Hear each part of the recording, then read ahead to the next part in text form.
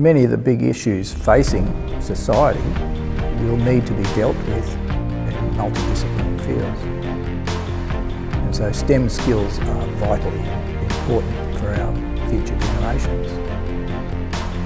Schools, maybe in universities, sometimes we get really stuck on getting students to demonstrate what we already know, when really we should be maybe thinking about what they don't know and how they can know it. The STEM Studio is a unique collaboration space where pre-service teachers can trial and refine different approaches to teaching STEM. The STEM Studio involves a range of people to support the pre-service teachers, including in-service teachers, discipline experts and teacher educators. As a classroom teacher, the role is not simply to deliver information to the students, it's to allow the students to actually discover the information and the knowledge as they're going along. I see the future of STEM education being more inquiry-based, that problem-solving process. The idea that you're learning from your failures, the ability to design and redesign is part of the process. So just because you try something that doesn't work the first time, you've still got that opportunity to then learn from those, learn your lessons from that, and I guess apply that for your second attempt. And I think that potentially within the future, that is where education is going to be headed more for classroom teachers as well. If you look at the realm of STEM and where we are, there are new things coming out all the time. There are different learning experiences, different ways of addressing these units other than the traditional sort of sense. And so I think for students to get an early introduction to that through the STEM Studio is really valuable for them before they actually go off into their teaching career.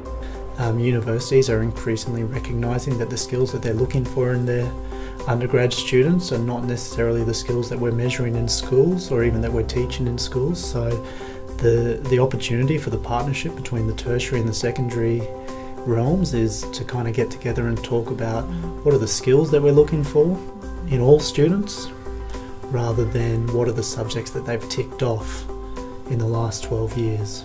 So a key feature of the STEM Studio is to create what we refer to as a third space, an environment for our pre-service teachers to learn that is outside of their assessed curriculum environment, outside of their discipline study, outside of their curriculum studies, outside of their field experience. Creating that third space, we're creating an environment for collaboration so that they're co-teaching rather than being supervised in their teaching. STEM Studio allowed me to trial lots of new ways of teaching.